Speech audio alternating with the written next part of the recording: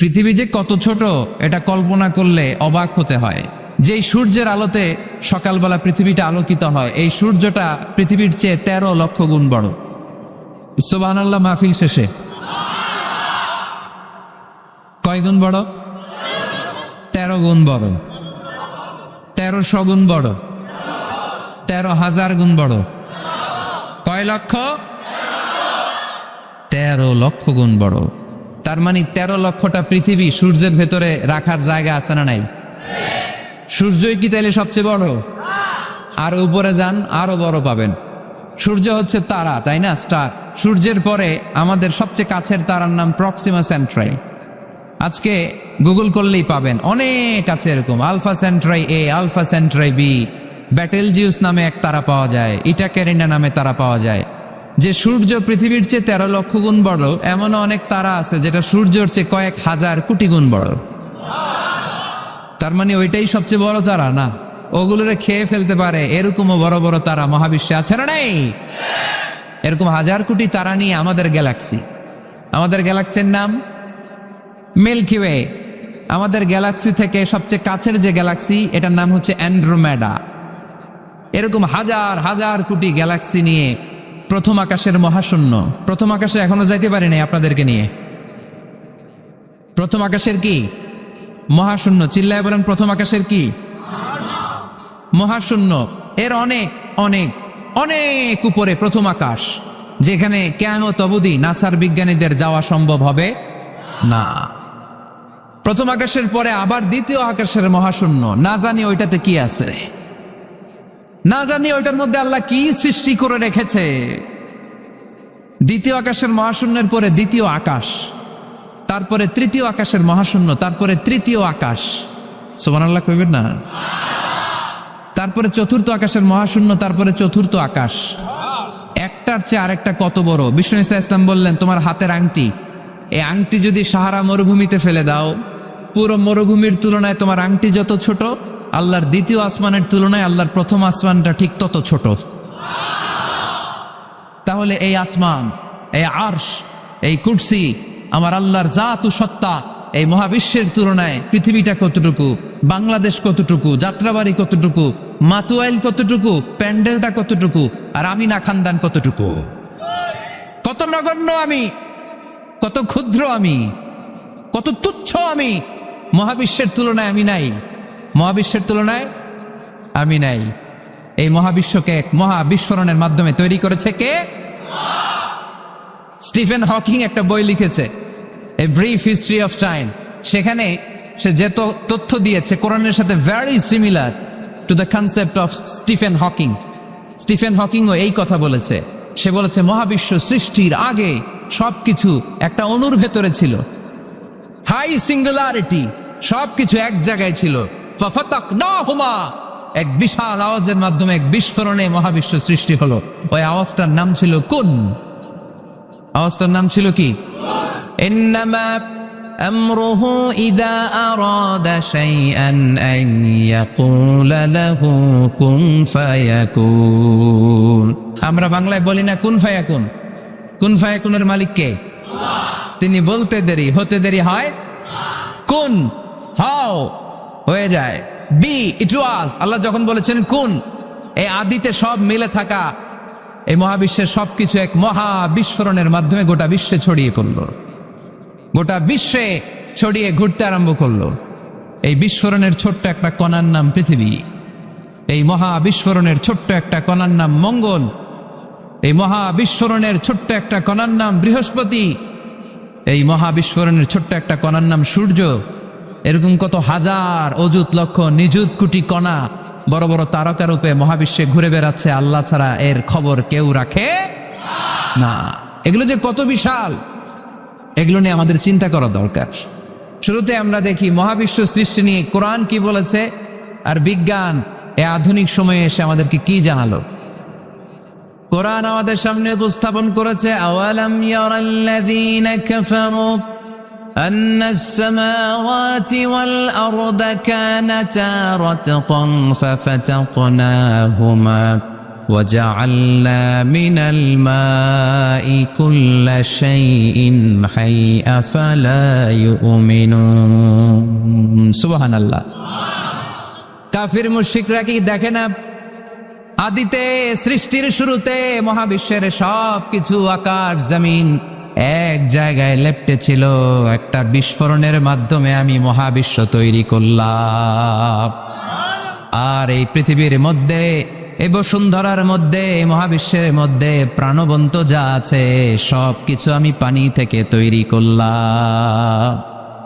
এই পৃথিবীতে প্রাণবন্ত যা আছে তার সবটাই আল্লাহ কি থেকে তৈরি করেছে? পানি থেকে। এটা হচ্ছে কোরআনের থিওরি, যার প্রাণ আছে ওইটা তৈরি হয়েছে পানি থেকে। বিজ্ঞান এসে এটাই স্বীকার করেছে। বিজ্ঞান বলেছে এই পৃথিবীর প্রথম যে প্রাণ এটা পাওয়া গিয়েছে পানিতে। ওই প্রাণের নাম দিয়েছে তারা অ্যামিবা। কি নাম দিয়েছে? It's a very small unicellular organism in this universe. এককোষী অণুজীব, খুবই ছোট।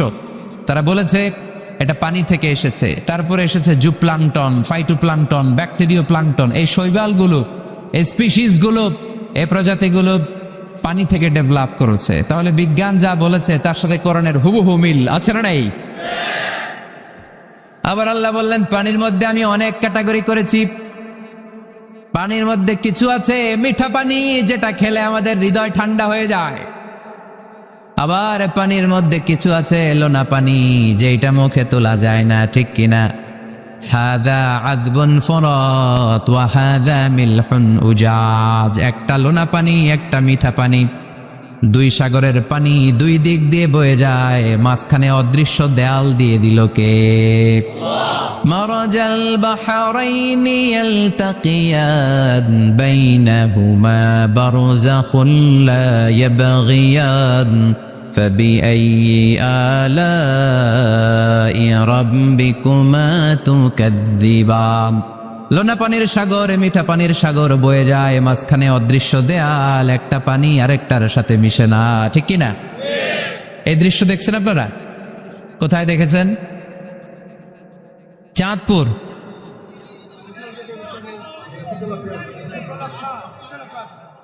অনেক জায়গায় আছে, বাংলাদেশে আছে কয়েক জায়গায়, শীতলক্ষাতে আছে, আর শীতলক্ষায়, চাঁদপুরে। এরপরে আমি দেখে এসেছি নীল নদ আর লোহিত সাগরের পানি মিশে না। অবাক লাগে না? সুবহানাল্লাহ কইবেন না? একটা লবণাক্ত আর একটা মিঠা, দুইটাই তো পানি, মাঝখানে ব্যারিকেড দিল কে? আল্লাহু আকবার। কেন মিশে না? একটা পানির ডেনসিটি হাই আর একটা লো, একটা টেম্পারেচার হাই আর একটা লো। ফলে যদিও পানি, একটার সাথে আর একটা মিশে না। এই কারিগরটা কে? তার মানে বিজ্ঞান যা বলল কোরআন হুবহু তাই বলেছে। একটা লোনা পানি আরেকটা মিঠা পানি, একটার সাথে আরেকটা মিশে না। আবার আমাদের এলাকাগুলোর ভেতরে, জেলাগুলোর ভেতরে, থানাগুলোর ভেতরে আল্লাহ লোনা পানির নদী দেয় নাই, ওইখানে দিয়েছে মিঠা পানির নদী। কারণ আমাদের এলাকার ভেতরে, গ্রামের ভেতরে লোনা পানির যদি নদী হতো, আমাদের গাছপালা একটাও টিকতো না, ঠিক কিনা? এই সুন্দর ফুল, সুন্দর ফল, মিঠা নদীর পাহানি, আল্লাহ তোমার মেহেরবানি। তুমি কতই দিলে রতন, ভাই বেরাদর পুত্র স্বজন, ক্ষুধা পেলে অন্য যোগাও, মানি চাই না মানি, আল্লাহ তোমার মেহেরবানি। সুন্দর ফুল, মিঠা নদীর পাহানি, আল্লাহ তোমার মেহেরবানি। আল্লাহু আকবার। খালাকা ফাসাওয়া কদ্দারা ফাহাদা। যেখানে যতটুকু পানির দরকার ততটুকু দিলেন। পেঁয়াজের ভেতরেও পানি দিলেন, রসুনের ভেতরেও পানি দিলেন, ক্ষীরার ভেতরেও পানি দিলেন, তরমুজের ভেতরেও পানি দিলেন, আবার ডাবের ভেতরেও পানি আছে না নাই? আন্না সাবাবনাল মাআ সাব্বা। যতটুকু ঢালা দরকার ততটুকু দিছে। আল্লাহু আকবার। পেঁয়াজের ভেতরে যতটুকু সিক্ততা, তরমুজের ভেতরে ততটুকু না। তরমুজের ভেতরে যতটুকু পানি, আপেলের ভেতরে ততটুকু না। আবার আমড়ার ভেতরে যতটুকু পানি, আমের ভেতরে ততটুকু না। সুবহানাল্লাহ। আন্না সাবাবনাল মাআ সাব্বা। এই পানিটা H2O, হাইড্রোজেনের 2টা মলিকিউল আর অক্সিজেনের 1টা মলিকিউল। কি আজীব কথা, 2টাই গ্যাস, 2টাই কি, কিন্তু 2 গ্যাস একসাথে মিলাইলে পানি হয়ে যায়। আল্লাহু আকবার। এজন্য আল্লাহ বললেন ওয়াজআলনা মিনাল মাই কুল্লা শাইইন হাই, পানি থেকে আমি প্রাণবন্ত সব কিছু বানালাম। এই পানির অপর নাম জীবন। আবার যদি পানি বেশি হয়ে যায় তখন মরণের সম্ভাবনা আছে না নাই? বন্যা এই দেশে হয় কি হয় না? নূহ আলাইহিস সালামের উম্মাকে অবিশ্বাসের কারণে, গাদ্দারির কারণে আল্লাহ এই প্লাবন দিয়ে, পানি দিয়ে শেষ করে দিয়েছেন। এজন্য পানি দেখলেই এটা যে বাঁচার কারণ, বাঁচার মাধ্যম এমনটা নয়। এই পানি দিয়ে আল্লাহ আমাদেরকে শায়েস্তাও করতে পারেন, পানিশমেন্টও করতে পারেন, শাস্তিও দিতে পারেন, আযাব আর গজব দিয়ে তলিয়েও দিতে পারেন, ঠিক কি না? ওয়াজআলনা মিনাল মাই কুল্লা শাইইন হাই, প্রাণবন্ত সব কিছু আমি পানি থেকে বানালাম। আবার কোন কোন জায়গার পানির মধ্যে এত লবণ আমি দিয়ে দিলাম সেখানে কোনো কিছু বাঁচে না, আছে না নাই? জর্ডানে একটা সাগর আছে, নাম ডেড সি। নাম শুনছেন? আজকে বাড়িতে যে গুগল করবা Dead Sea located in Jordan, লিখলেই চলে আসবে। আরবিতে বলে আল বাহরুল মাইয়িত, মৃত সাগর, কিছু বাঁচে না। লবণের ঘনত্ব এত বেশি, আপনার ছোট্ট বাচ্চাটার ওই সাগরে ফেলে দিলে ও ডুববে না, কারণ আপনার বাচ্চা যতটুকু জায়গা নিবে পানিতে তার চেয়ে বাচ্চার ওজন কম, পানির ওজন বেশি, এজন্য কিছু ডুবে না। ওখানে মাছ হয় না, ওখানে শ্যাওলা জন্মায় না, ওখানে কাঁকড়া নাই, চিংড়ি নাই, কারণ লূত আলাইহিস সালামের কওমের লোকেরা হোমোসেক্সুয়ালিটি প্র্যাকটিস করত, পুরুষে পুরুষে বিয়ে। এই আওয়াজ এখন বাংলাদেশেও ঢুকার চেষ্টা করতেছে। তাওহীদপন্থী মুসলমানদেরকে সচেতন হতে হবে। ওয়েস্ট থেকে কিছু আসলেই, ইন্ডিয়া থেকে কিছু আসলেই আমার দেশে ঢুকতে দেওয়া যাবে না, চিল্লায় বলো ঠিক কিনা? অনেকে মনে করে আমেরিকা থেকে কালচার আসলো, পোশাক আসলো, এটাই মনে হয় মডার্ন। ইন্ডিয়া থেকে নতুন পোশাক আসলো, এটাই মনে হয় মডার্ন। নো, ইসলামের চেয়ে মডার্ন, আধুনিক গোটা বিশ্বে দ্বিতীয় কিছু নাই, চিল্লায় বলো ঠিক কিনা? এজন্য সাবধান। ওয়াজআলনা মিনাল মাই কুল্লা শাইইন হাই, পানি থেকে প্রাণবন্ত সব কিছু তৈরি করলো কে? আবার আল্লাহ বললেন কাফেররা কি দেখে না, আকাশ জমিন সব একসাথে ছিল, মহাবিস্ফোরণের মধ্য দিয়ে আমি মহাবিশ্ব তৈরি করেছি। এই বিস্ফোরণটার নাম কি বলতো? Big bang. মাশাআল্লাহ, কেমন শ্রোতা দেখছেন? সায়েন্সের সবকিছু নিয়ে বসছে আজকে। Big bang. স্টিফেন হকিং একটা বই লিখেছে, a brief history of time. সেখানে সে যে তথ্য দিয়েছে কোরআনের সাথে very similar to the concept of Stephen Hawking. Stephen হকিংও এই কথা বলেছে। সে বলেছে মহাবিশ্ব সৃষ্টির আগে সবকিছু একটা অণুর ভেতরে ছিল, হাই সিঙ্গুলারিটি, সবকিছু এক জায়গায় ছিল। ফাফাতাকনাহুমা, এক বিশাল আওয়াজের মাধ্যমে, এক বিস্ফোরণে মহাবিশ্ব সৃষ্টি হলো। ওই আওয়াজটার নাম ছিল কুন। আওয়াজটার নাম ছিল কি? ইন্নামা আমরুহু ইযা আরাদা শাইআন আন ইয়াকুলা লাহু কুন ফায়াকুন। আমরা বাংলায় বলি না কুন ফায়াকুন? কুন ফায়াকুনের মালিক কে? তিনি বলতে দেরি, হতে দেরি হয়। কুন, হাও, হয়ে যায়। বি, ইট ওয়াজ। আল্লাহ যখন বলেছেন কুন, এই আদিতে সব মিলে থাকা এই মহাবিশ্বের সবকিছু এক মহা বিস্ফোরণের মাধ্যমে গোটা বিশ্বে ছড়িয়ে পড়লো, গোটা বিশ্বে ছড়িয়ে ঘুরতে আরম্ভ করলো। এই বিস্ফোরণের ছোট্ট একটা কণার নাম পৃথিবী, এই মহা বিস্ফোরণের ছোট্ট একটা কণার নাম মঙ্গল, এই মহা বিস্ফোরণের ছোট্ট একটা কণার নাম বৃহস্পতি, এই মহা বিস্ফোরণের ছোট্ট একটা কণার নাম সূর্য। এরকম কত হাজার, অযুত, লক্ষ, নিযুত কোটি কণা বড় বড় তারকা রূপে মহাবিশ্বে ঘুরে বেড়াচ্ছে। আল্লাহ ছাড়া এর খবর কেউ রাখে না।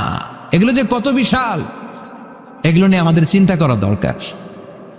আমরা মনে করি আমি মনে হয় বড়, আমার চেয়ে ক্ষমতাধর কেউ নাই, আমি দাপটওয়ালা, আমার এলাকা এটা, এটা আমার, খালি আমার আমার কয়, আছে না নাই? তোর কি বেটা, কিসের মালিক তুই? সবকিছুর মালিক কে? পরের জায়গা পরের বাড়ি, ঘর বাঁধিয়ায় আমি রই, আমি তো সেই ঘরের মালিক নই। পরের জায়গা পরের বাড়ি, ঘর বাঁধিয়ায় আমি রই, আমি তো সেই ঘরের মালিক নই, ঠিক কিনা? যেই বাড়িটাতে আজকে আমি থাকি, এটার আগে আমার বাবা ছিল, তার আগে দাদা ছিল, আমার পরে আমার ছেলে থাকবে, আমার নাতি থাকবে। এটার আসল মালিক আমি না, আমার ছেলে না, গোটা বিশ্বের আসল মালিক একজন সত্তা, তিনি কে? এজন্য সব আমার আমার এরকম দাপটওয়ালা কথা যেন আমরা না বলি। অহংকারীদেরকে আল্লাহ পছন্দ করে, বিনয়ীদের মর্যাদা আরশ পর্যন্ত নিয়ে যায় কে? মান তাওয়াদা লিল্লাহি ইল্লা রাফাআহুল্লাহ, যে নিচের দিকে নামতে চায় আল্লাহ ওরে টাইনা উঠায়। আর যে লাফায় লাফায় ওঠে থাপ্পড় মেরে আল্লাহ এত নিচে নিবে পৃথিবীর কেউ কল্পনা করতে পারবে না। ওই শয়তানের চেয়ে নিচে চলে যায়। চিল্লায় বলেন ঠিক কিনা? এজন্য অহংকার যেন আমরা না করি, দাম্ভিকতা যেন না দেখাই। আমরা যেন একটু চিন্তা করি, এই যে বিস্ফোরণের মাধ্যমে গোটা বিশ্ব সৃষ্টি হলো, এটার তুলনায় কত ছোট্ট আমি, কত ক্ষুদ্র আমি। আমরা আজকে এই প্যান্ডেলে মাতোয়াইলে বসে আছি, তাই না? মাতোয়াইল তো ইউনিয়ন নাকি? কোন থানায় পড়ছে? সিটি কর্পোরেশন হয়ে গেছে। থানার নাম যাত্রাবাড়ি। যাত্রাবাড়ি হচ্ছে ঢাকার একটা থানা। ঢাকায় মোট কয় থানা? কয়টা? 19টা থানা, কম বেশি হবে। তো এই 19টা থানার মধ্য থেকে 53টা, আচ্ছা যাই হোক, এতগুলো থানার মধ্য থেকে যাত্রাবাড়ি একটা থানা। এই যাত্রাবাড়ির মধ্যে এটা একটা ইউনিয়ন। এই প্যান্ডেলটাই কি মাতোয়াইল ইউনিয়ন? আরো আছে না নাই? কত ছোট্ট একটা জায়গায় বসে আছি। আর যাত্রাবাড়ি হচ্ছে ঢাকার একটা থানা। ঢাকা হচ্ছে আমাদের 64 জেলার একটা জেলা। এই 64 জেলা নিয়ে আমাদের বাংলাদেশ পৃথিবীর সবচেয়ে বড় একটা দেশ। কি বলেন? কত ছোট জানেন? ওয়ার্ল্ড ম্যাপে আমাদের বাংলাদেশ লেখার জায়গাটাও নেই। BA পরে ইন্ডিয়ার উপরে, NG পরে বাংলাদেশের উপরে, LADESS আবার ইন্ডিয়ার উপরে। এত ছোট। আমাদের প্রতিবেশী দেশ ভারত আমাদের চেয়ে অনেক গুণ বড়। রাশিয়া প্রায় 100 গুণ বড়।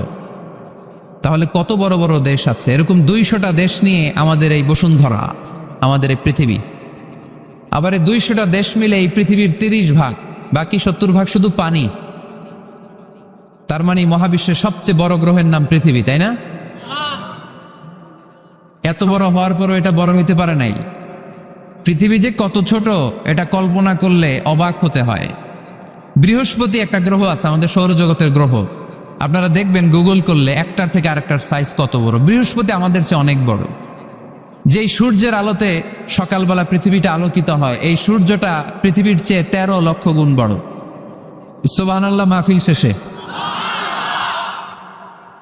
কয় গুণ বড়? 13 গুণ বড়, 1300 গুণ বড়, 13,000 গুণ বড়। কয় লক্ষ? 13 লক্ষ গুণ বড়। তার মানে 13 লক্ষটা পৃথিবী সূর্যের ভেতরে রাখার জায়গা আছে না নাই? সূর্যই কি তাইলে সবচেয়ে বড়? আর উপরে যান, আরো বড় পাবেন। সূর্য হচ্ছে তারা, তাই না? স্টার। সূর্যের পরে আমাদের সবচেয়ে কাছের তারার নাম প্রক্সিমা সেন্ট্রাই। আজকে গুগল করলেই পাবেন, অনেক আছে এরকম। Alpha Centauri A, Alpha Centauri B, Betelgeuse নামে এক তারা পাওয়া যায়, ইটাকেরিনা নামে তারা পাওয়া যায়। যে সূর্য পৃথিবীর চেয়ে 13 লক্ষ গুণ বড়, এমন অনেক তারা আছে যেটা সূর্যের চেয়ে কয়েক হাজার কোটি গুণ বড়। তার মানে ওইটাই সবচেয়ে বড় তারা না? ওগুলোরে খেয়ে ফেলতে পারে এরকমও বড় বড় তারা মহাবিশ্বে আছে না নাই? এরকম হাজার কোটি তারা নিয়ে আমাদের গ্যালাক্সি। আমাদের গ্যালাক্সির নাম মিল্কি ওয়ে। আমাদের গ্যালাক্সি থেকে সবচেয়ে কাছের যে গ্যালাক্সি, এটার নাম হচ্ছে অ্যান্ড্রোমেডা। এরকম হাজার হাজার কোটি গ্যালাক্সি নিয়ে প্রথম আকাশের মহাশূন্য। প্রথম আকাশে এখনো যাইতে পারি নাই আপনাদেরকে নিয়ে। প্রথম আকাশের কি? মহাশূন্য। চিল্লায় বলেন প্রথম আকাশের কি? মহাশূন্য। এর অনেক অনেক অনেক উপরে প্রথম আকাশ, যেখানে কিয়ামত অবধি নাসার বিজ্ঞানীদের যাওয়া সম্ভব হবে না। প্রথম আকাশের পরে আবার দ্বিতীয় আকাশের মহাশূন্য। না জানি ওইটাতে কি আছে, না জানি ওইটার মধ্যে আল্লাহ কি সৃষ্টি করে রেখেছে। দ্বিতীয় আকাশের মহাশূন্যের পরে দ্বিতীয় আকাশ, তারপরে তৃতীয় আকাশের মহাশূন্য, তারপরে তৃতীয় আকাশ। সুবহানাল্লাহ কইবেন না? তারপরে চতুর্থ আকাশের মহাশূন্য, তারপরে চতুর্থ আকাশ। একটার চেয়ে আরেকটা কত বড়। বিষ্ণু ঈসা ইসলাম বললেন, তোমার হাতের আংটি, এই আংটি যদি সাহারা মরুভূমিতে ফেলে দাও, পুরো মরুভূমির তুলনায় তোমার আংটি যত ছোট, আল্লাহর দ্বিতীয় আসমানের তুলনায় আল্লাহর প্রথম আসমানটা ঠিক তত ছোট। তাহলে এই আসমান, এই আরশ, এই কুরসি, আমার আল্লাহর জাত ও সত্তা, এই মহাবিশ্বের তুলনায় পৃথিবীটা কতটুকু, বাংলাদেশ কতটুকু, যাত্রাবাড়ি কতটুকু, মাতুয়াইল কতটুকু, প্যান্ডেলটা কতটুকু, আর আমিনা খানদান কতটুকু। কত নগণ্য আমি, কত ক্ষুদ্র আমি, কত তুচ্ছ আমি।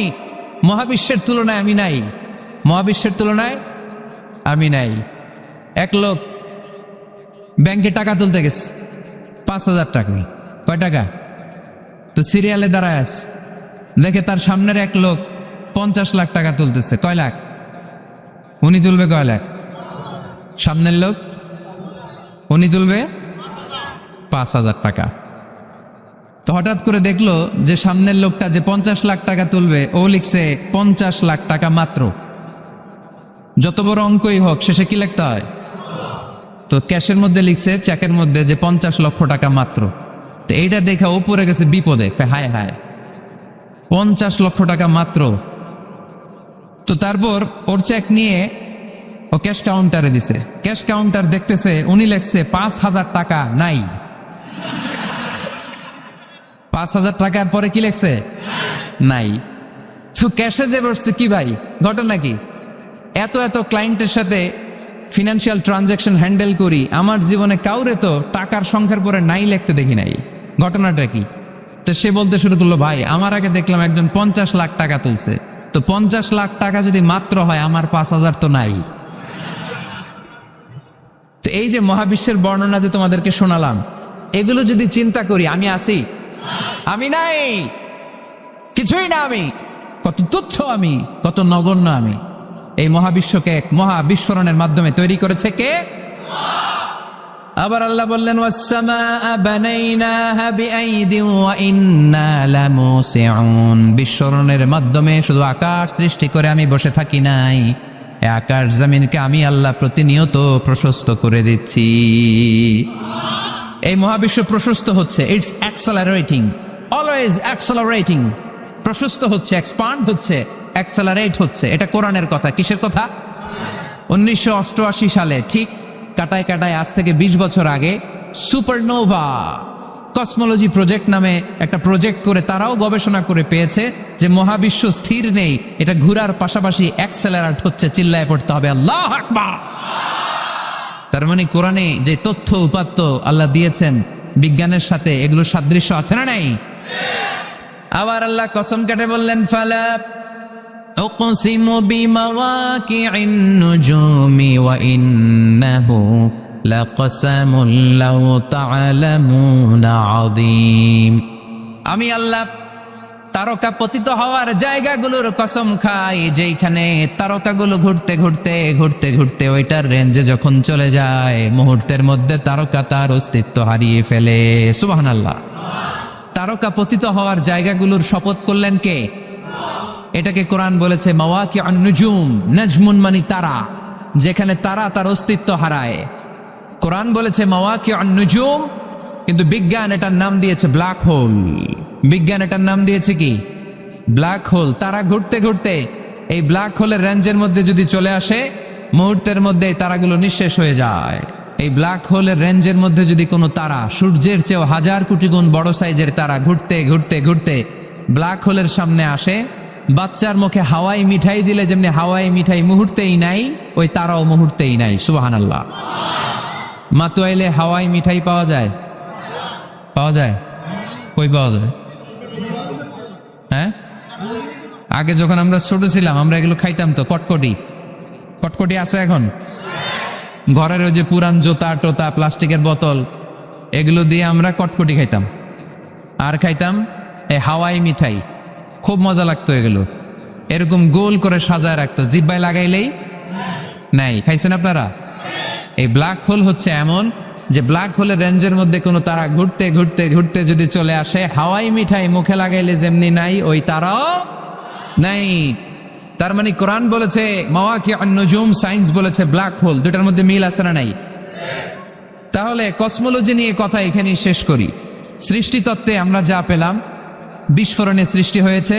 কোরআন বলেছে ফাতাকনাহুমা, সায়েন্স বলেছে বিগ ব্যাং থিওরি। কোরআন বলেছে মুসিউন, যেটা অ্যাক্সেলারেট হচ্ছে, সায়েন্স এটার নাম দিয়েছে সুপারনোভা কসমোলজি প্রজেক্ট। কোরআন নাম দিয়েছে মাওয়াকিউন নুজুম, সায়েন্স বলেছে ব্ল্যাক হোল। প্রতিটা জায়গায় কোরআনের সাথে সায়েন্সের মিল আছে না নাই? এবার আমরা শুনবো এমব্রয়োলজি নিয়ে, ভ্রূণতত্ত্ব। কি তত্ত্ব? ভ্রূণতত্ত্ব। আমরা আমাদের মায়ের পেটের ভেতরে এখন যত বড় আছি তত বড়ই ছিলাম, তাই না? কতটুকু ছিলেন?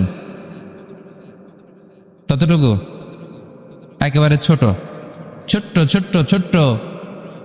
বাবার শুক্রাণু, মায়ের ডিম্বাণু, দুইটা মিলিয়ে মায়ের পেটের ভেতরে আমার অস্তিত্ব দান করলেন কে? কিছুই ছিলাম না আমি। সায়েন্স 1977-এ হাম অ্যান্ড লিয়েন হুক নামে দুইজন সায়েন্টিস্ট অনুবীক্ষণ যন্ত্র দিয়ে ওরা খুঁজে পেয়েছে যে শুক্রাণুর ভেতরে, স্পার্মের ভেতরে প্রাণের অস্তিত্ব আছে।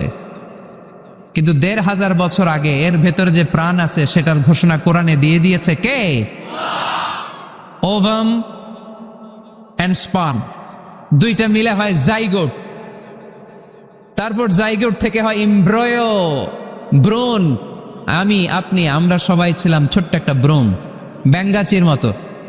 বর্ষাকালে মাতুয়াইলে খালে বিলে ব্যাঙ্গের পোনা পাওয়া যায় না? দেখতে মাছের বাচ্চার মতো, তাই না? ছোট বাচ্চারা মনে করে মাছের পোনা, বাড়িতে দইরা নিয়ে আস, মারাকে মা পোনা লয়ে আইছি, মায়ের দেখা দেয় কোনি আছে না নাই? আসলে কি এটা মাছ? এটা কি ব্যাঙ্গের পোনা? তো আমরা, আমি, আপনি, প্রত্যেকে আমরা ব্যাঙ্গের পোনার মতো ছিলাম, রক্তচোষা জোকের মতো ছিলাম, মায়ের জরায়ুর দেয়ালের মধ্যে লেগেছিলাম। তারপরে আল্লাহ তাআলা আমাদেরকে বড় করতে আরম্ভ করলেন। এই স্পার্ম ড্রপ থেকে আমরা হলাম ব্লাড ক্লট, রক্তপিণ্ড। সেখান থেকে আমরা হলাম মুদগা, নুতফা, আলাকা, মুদগা, 3 স্টেজ। প্রতি 40 দিন পর পর আমার সাইজ বাড়তে লাগলো। সায়েন্স এটা স্বীকার করেছে যে প্রত্যেক 40 দিন পর বাচ্চার একটা নোটিসেবল ডেভেলপমেন্ট ঘটে। আল্লাহ রাসূল সাল্লাল্লাহু আলাইহি ওয়াসাল্লাম বলেছেন, ইন্না খালকাকুম ইউজমাউ ফি বাতনি উম্মিহি 40 ইয়াওমা। প্রতি 40 দিন পর তোমার মায়ের পেটের ভেতরে তোমার সাইজ একটু বড় করা হয়। চিল্লায় পড়ি আল্লাহু আকবার। তারপরে তুমি নুতফা থাকো, নুতফা থেকে তুমি আলাকা হও, আলাকা থেকে মুদগা, স্টেপ বাই স্টেপ রক্তপিণ্ড। তারপরে আমি হয়ে যাই গোশতপিণ্ড। ওই গোশতের ভেতরে আল্লাহ তাআলা আমার স্কেলিটন দেয়, কঙ্কাল। তারপরে এই কঙ্কালের চারদিক দিয়ে গোশত দিয়ে আমাকে আল্লাহ প্রস্তুত করে। সর্বশেষ এই চামড়ার লেভেল দিয়ে মায়ের পেটে আমাকে ডেকোরেটিং করে কে? ওয়ালাকাদ খালাকনাল ইনসানা মিন সুলালাতিন মিন তিন সুম্মা জাআলনাহু নুতফাতান ফি ক্বারারিম মাকিন ثم خلقنا النطفة علقة فخلقنا العلقة مضغة فخلقنا المضغة عظاما فكسونا العظام لحما ثم أنشأناه خلقا آخر فتبارك الله أحسن الخالقين পড়েন আল্লাহু আকবার। আল্লাহ বলেন, ছোট্ট নাপাক বীর্য থেকে তোমারে তৈরি করলাম, তুমি ছিলা পানির ফোঁটা, সেখান থেকে বানালাম জমাটবদ্ধ রক্তপিণ্ড, সেখান থেকে গোশতপিণ্ড। ওই গোশতের ভেতরে তোমার কঙ্কাল আমি জুড়ে দিলাম, কঙ্কালের উপরে গোশত দিয়ে প্যাকেট পড়ালাম, সর্বশেষে চামড়া দিয়ে ডেকোরেশন করে দিলাম। ছোট্ট ছিলাম আমরা, একেবারে ছোট্ট, অনেক ছোট্ট। আস্তে আস্তে আমার হাত গজালো, আমার পা গজালো, আমার হেয়ারিং সিস্টেম চালু হলো, আমার রেসপিরেটরি সিস্টেম চালু হলো, আমার ডাইজেস্টিভ সিস্টেম চালু হলো, আমার স্টোমাক হলো, আমার ব্লাড সার্কুলেশন শুরু হলো, আমার হার্টের 2টা পার্টিশন হলো। আল্লাহ রুহের ফুৎকার দিলেন, আমি মানুষ হয়ে দুনিয়ায় আসলাম। কোন সুবহানাল্লাহ। 2টা পার্টিশন করে দিলেন। আর এই পাম্প মেশিন আমার মায়ের পেটের ভেতরেই চালু করে দিলেন কে? এক মুহূর্তের জন্য যদি এই পাম্প মেশিনটা বন্ধ হয়ে যায়, মুহূর্তে আমার ঠুস বানায় দিবে কে? আরে মানুষ রঙিন ফানুস, দম ফুরাইলে তবু তো ভাই কারোরই নাই একটুখানি। আরে মানুষ রঙিন ফানুস, রঙিন ফানুস, আরে মানুষ। আল্লাহু আকবার। দুইটা জিনিস আল্লাহ দেয়, রুহু দেয় আর ফেরেশতা দেয়। কি দেয়? রুহু দেয় আর ফেরেশতা দেয়। মানুষ যখন মরে যায় দুইটাই চলে যায়, রুহুটাও চলে যায়, ফেরেশতাও চলে যায়, ঠিক কিনা? আমাদের কাঁধে ফেরেশতা আছে না নাই?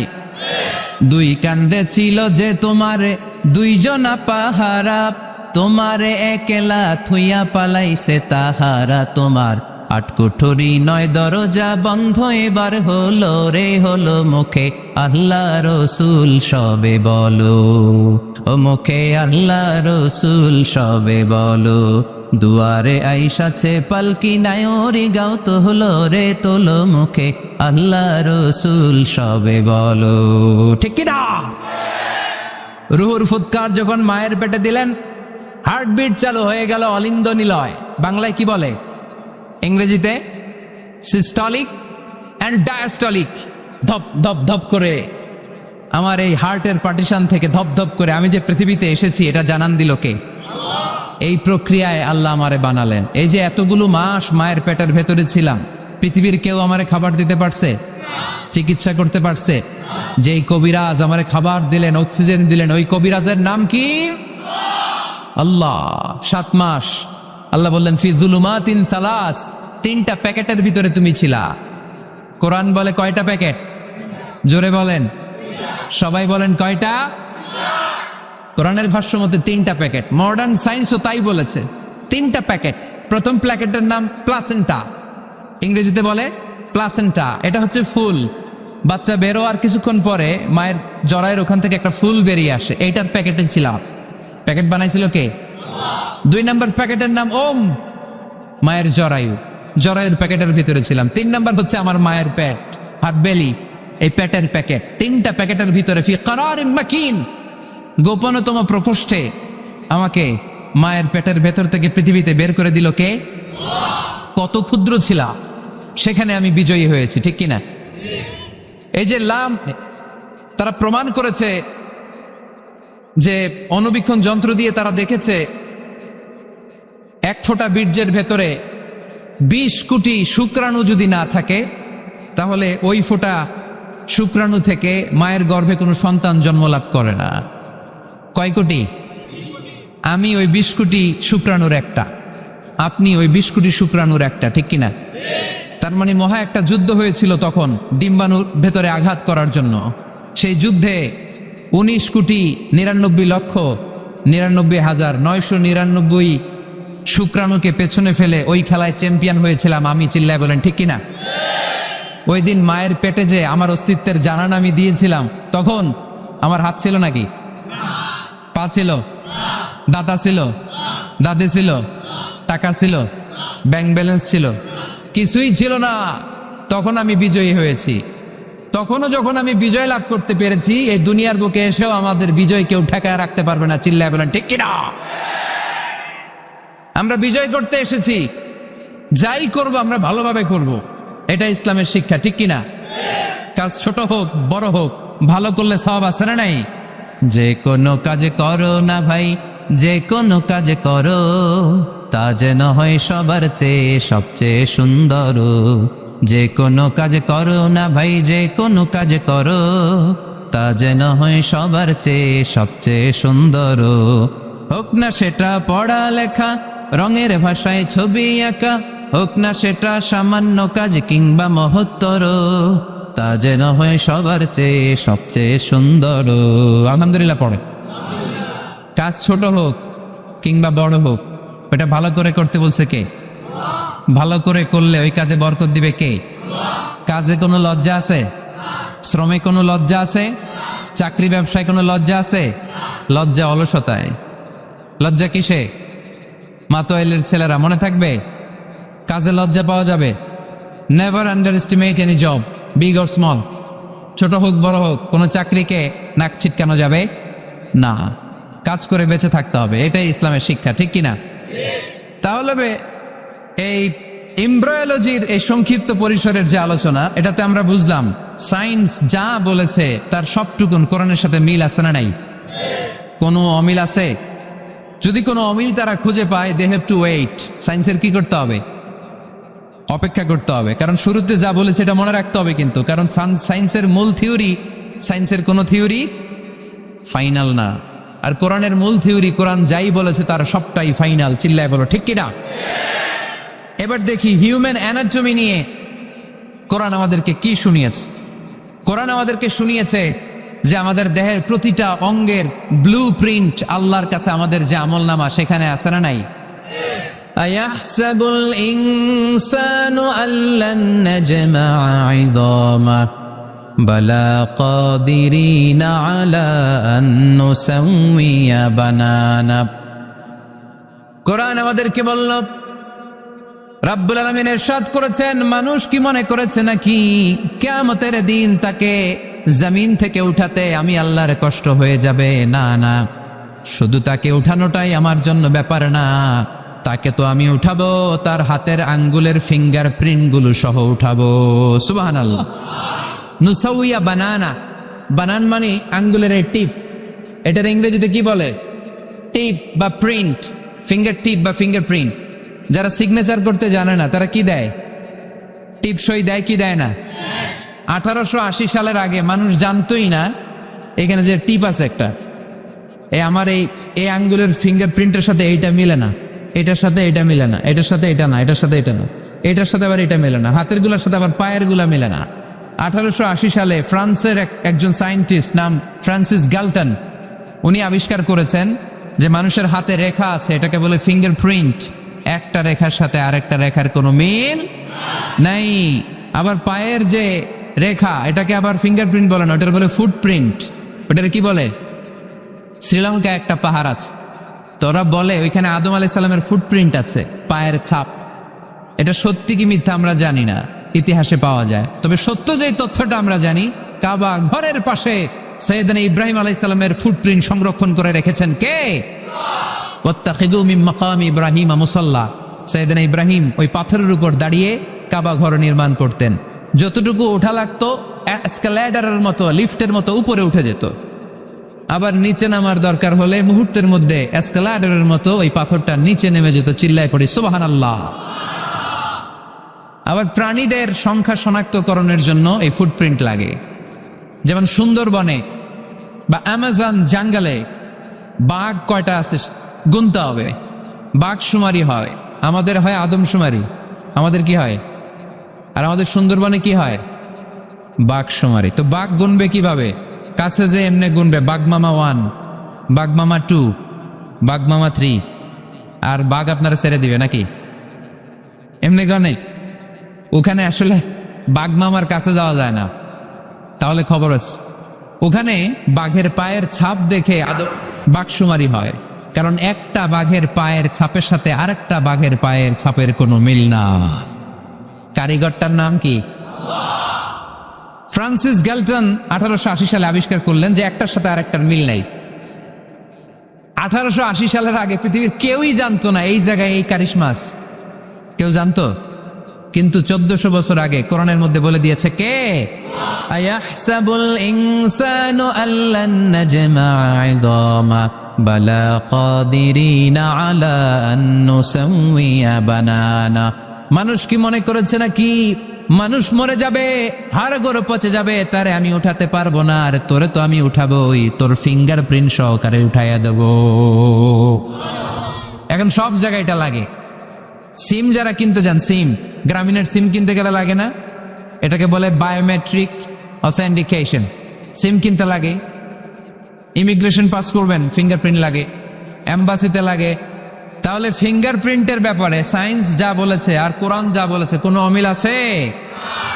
নাই।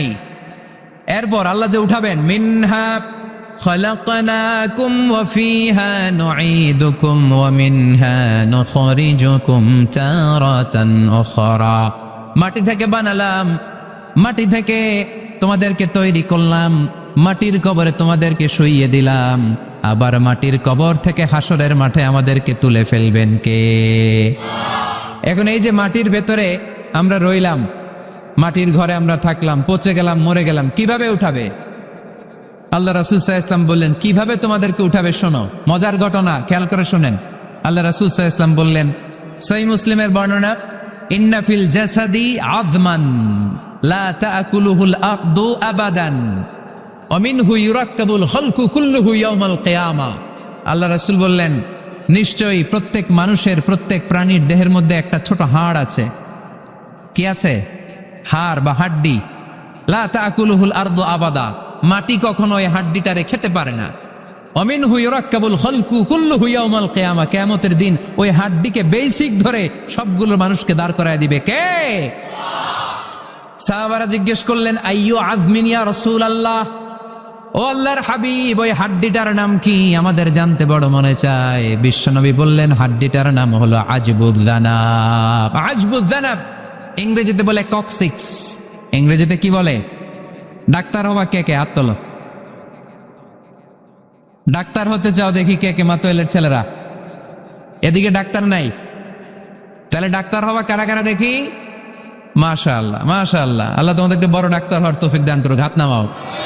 আজকে বাসায় যে লিখবা কক্সিক্স, এই কক্সিক্স এটাকে আরবিতে বলে সহিহ মুসলিম শরীফের হাদিস আজবুয জানাব। আমাদের যে শির দ্বারা আছে না নাই, এটারে বলে মেরুদণ্ড, ডাক্তারি ভাষায় স্পাইনাল কর্ড। এই স্পাইনাল কর্ডের একেবারে নিচে ট্রায়াঙ্গেল, ত্রিভুজ আকৃতির 3 কোণার একটা ছোট্ট হাড্ডি আছে। কয় কোণা? 3 কোণা। এটা প্রাণীরও আছে, আমাদেরও আছে। হিন্দুরা যখন শ্মশানে মানুষ পোড়ায়, গোশত, হাড্ডি, রক্ত সব পুড়ে যায়, কিন্তু এই ট্রায়াঙ্গেল কক্সিক্স পুড়ে না। আমাদেরকে কবরস্থানে যখন শুইয়ে দেয়া হয়, আমাদের হাত পা মাটিতে খেয়ে ফেলে, সব জীর্ণ শীর্ণ হয়ে যায়, পচে যায়, গলে যায়। কিন্তু শিরদাঁড়ার নিচে ট্রায়াঙ্গেল, ত্রিভুজ আকৃতির যে হাড্ডির কণা, যেটার নাম কক্সিক্স, ওইটা কখনো পচে? কিয়ামতের দিন ওই কক্সিক্স থেকে, ওইটাকে বেসিক অফ দ্য বেসিক্স ধরে আমাদেরকে উঠায় দিবে কে?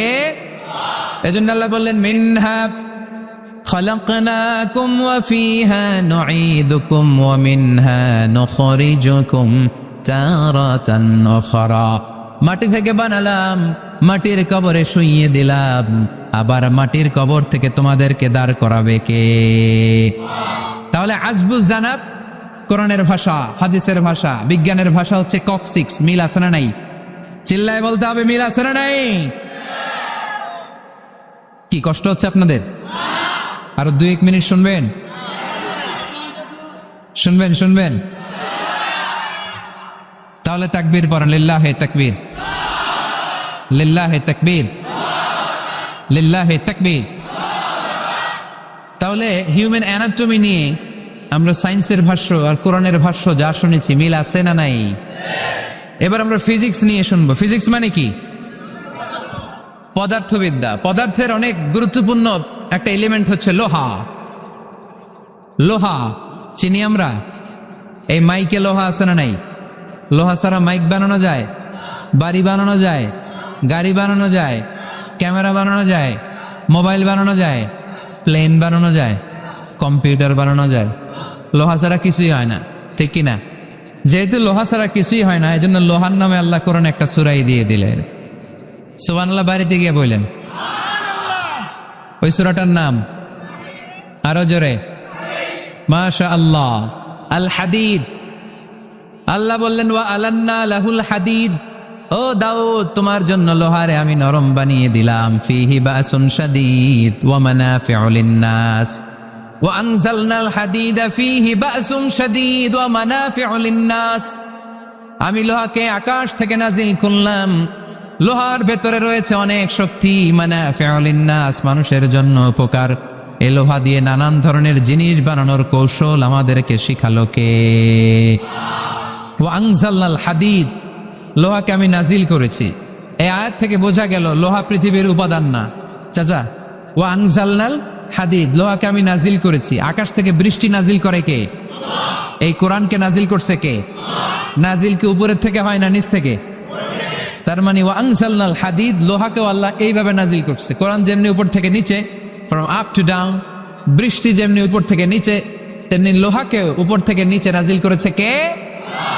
কোরআনের এই আয়াত থেকে বোঝা যায় লোহা পৃথিবীর উপাদান নয়, লোহা নিশ্চয়ই বাইরে থেকে এসেছে। সায়েন্স বর্তমান সময়ে এটাই বলছে, চিল্লায় কোন সুবহানাল্লাহ। সায়েন্স বলছে লোহার একটা মলিকিউল তৈরি করতে যে টেম্পারেচার বা তাপ লাগে, এটা পৃথিবীতে দূরের কথা, সূর্যের ভেতরেও নাই। 1 কোটি ডিগ্রি সেলসিয়াসের তাপমাত্রা ছাড়া লোহার কোনো অণু পৃথিবীতে তৈরি হওয়া সম্ভব না। চিল্লায় বলো ঠিক কিনা? এত বেশি তাপমাত্রা, সৌরজগতের সব গ্রহ নক্ষত্রের তাপমাত্রা একসাথে মিলালেও চলবে না। তার মানে কোরআন যা বলেছে আর সায়েন্স যা বলেছে মিল আছে না নাই? এরপরে কোরআন পাহাড়ের ব্যাপারে বলেছে, ওয়াজআলনাল জিবালা আওতাদা, আমি পাহাড়গুলোরে পেরেকের মতো জমিনে ঢুকিয়ে দিয়েছি। সুবহানাল্লাহ। তাহলে পাহাড়কে আল্লাহ তাআলা পেরেকের সাথে তুলনা করলেন। কিসের সাথে? পেরেক চিনেন? সবাই চিনেন? মাতোয়াইলে আছে পেরেক? কি করে পেরেক দিয়ে? কাঠের ভিতরে ঢুকে না, দেয়ালে ঢুকে। তাহলে আল্লাহ পাহাড়গুলোর বললেন পেরেক। আচ্ছা, পেরেক যখন আমরা কাঠের ভিতরে ঢুকাই, পুরো পেরেকটা কাঠের ভিতরে ঢুকে যায়, উপরে শুধু কি থাকে? মাথাটা থাকে, ঠিক কিনা? তার মানে আমরা যে পাহাড় দেখতে পাচ্ছি এটা পাহাড়ের মাথা। পুরো পেরেক যেমনি কাঠের ভিতরে, পুরো পাহাড়টা আছে মাটির ভিতরে। চিল্লায় পড়ি আল্লাহু আকবার।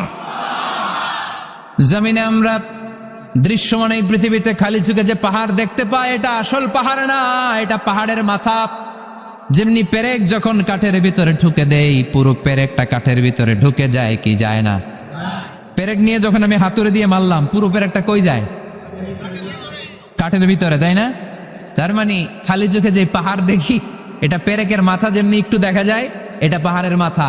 আসল পাহাড় মাটির ভেতরে, উপরে যদ্দূর দেখা যায় তার কমসে কম 10 গুণ পাহাড় মাটির ভিতরে রেখে দিয়েছে কে? এজন্য আল্লাহ উপমাটা, মেটাফরিকটা এইভাবে দিলেন, ওয়াজআলনাল জিবালা আওতাদা, এই পাহাড়কে, মাউন্ট এভারেস্টকে, আলাস্কা পর্বতমালাকে, আল্পস পর্বতমালাকে, এই গারো পাহাড়কে, এই কেওকারাডাঙ্গার তাজিংডং বিজয়কে আমি পাহাড়ের মতো জমিনের মধ্যে গেড়ে দিয়েছে। চিল্লায় পড়বো সুবহানাল্লাহ। আবার আল্লাহ বললেন, ওয়ামিনাল জিবালি জুদাদুম বীদু ওয়া হুমরুম মুখতালিফুন আলওয়ানুহা ওয়া গরাবিবু সুদ। পাহাড়ের মধ্যে কোন পাহাড় আমি বানিয়েছি ধবধবে শুভ্র সাদা, কোন পাহাড় আমি বানিয়েছি রক্তিম লাল, কোন পাহাড় আমি বানিয়েছি কুচকুচে কালো। 3 কালারের পাহাড়। কয় কালারের? মৌলিকভাবে ধবধবে শুভ্র সাদা পাহাড়, অথবা রক্তিম লাল পাহাড়, অথবা কুচকুচে কালো পাহাড়। আপনি পৃথিবীর পাহাড়গুলো নিয়ে যদি গবেষণা করেন, বিভিন্ন রঙের পাহাড় আপনি দেখবেন। আমি তো পৃথিবীর অনেক জায়গায় পাহাড় দেখেছি। মিশরে আমি তুর পাহাড়ের চূড়ায় উঠেছি। ওখানে যেখানে মুসা আলাইহিস সালামের কাছে আল্লাহ নূরের তাজাল্লি দিয়ে ফোকাস করেছেন, পাহাড়টার নাম তুর পাহাড়। 2 বার আমি উঠেছি এটার চূড়ায়। উঠতে আমার অনেক কষ্ট হয়েছে। ওখানে উঠে ফজরের সালাত পড়ে আমি খেয়াল করে দেখলাম তুর পাহাড়ের আশেপাশের পাহাড়গুলো কোনোটা খয়েরি, কোনোটা কালো, কোনোটা লাল, কোনোটা ধূসর। আল্লাহু আকবার। এক এক পাহাড়কে এক এক রং দিয়ে তৈরি করলো কে? পৃথিবীতে চায়না নামে একটা দেশ আছে না? চায়না একটা শহর আছে গানজু। কি নাম? আজকে যে গুগল করবা, the গানজু city located in China. চায়নাতে অবস্থিত গানজু শহরে একটা পাহাড় আছে। এই পাহাড়ের নাম রেইনবো মাউন্টেন। কি নাম? মানে রংধনুর পাহাড়। রংধনুর কয় রং? সবাই কন, আরো জোরে। 7 রং না? আমরা ছোটবেলায় মুখস্থ করতাম, বেনিয়া সহকলা, বেনিয়া সহকলা। এই 7 রঙের পাহাড় ওখানে দেখা যায়। এক জায়গায় 7 রঙের পাহাড়। সুবহানাল্লাহ কইতে পারলেন না? মজা করে। বানালো কে? সুনানে তিরমিজি আর মুস্তাদরাকে হাকিম, মুসনাদে আহমদ ইবনে হাম্বলের হাদিস। আল্লাহ যখন পৃথিবী বানালেন, এই পৃথিবীটা ঘোরার পাশাপাশি কাঁপাকাঁপি শুরু করে দিল। এই পৃথিবীর কাঁপাকাঁপি বন্ধ করার জন্য রব্বুল আলামিন পৃথিবীর মধ্যে পাহাড় গেড়ে দিলেন। 7টা tectonic plate, 7 tectonic plates creates the mountain range on earth. 7টা টেকটনিক প্লেট আল্লাহ দিলেন। পৃথিবী সৃষ্টি করার পরে পৃথিবী কাঁপে। আল্লাহ পাথর দিয়ে পেরেক মারলেন, পৃথিবী আর কাঁপে না। সুবহানাল্লাহ কোন? ফেরেশতারা দেখে তো অবাক। ফেরেশতারা বলে, আল্লাহ পাহাড়ের এত শক্তি, পাহাড় গেড়ে দিলেন পৃথিবীতে, আর পৃথিবী কাঁপে না। হাল মিন খালকিকা আশাদ্দু মিনাল জিবাল। আল্লাহ আপনার সৃষ্টির মধ্যে পাহাড়ের চেয়েও শক্তিশালী কি কিছু আছে? আল্লাহ বললেন, নাআম, আছে। আল হাদিদ, লোহা। লোহা পাহাড়ের চেয়েও শক্তিশালী, কারণ লোহা পাহাড়ে মারলে পাহাড় ভেঙে যায়, ঠিক কিনা? ফেরেশতারা আরো অবাক, লোহা এত শক্তিশালী।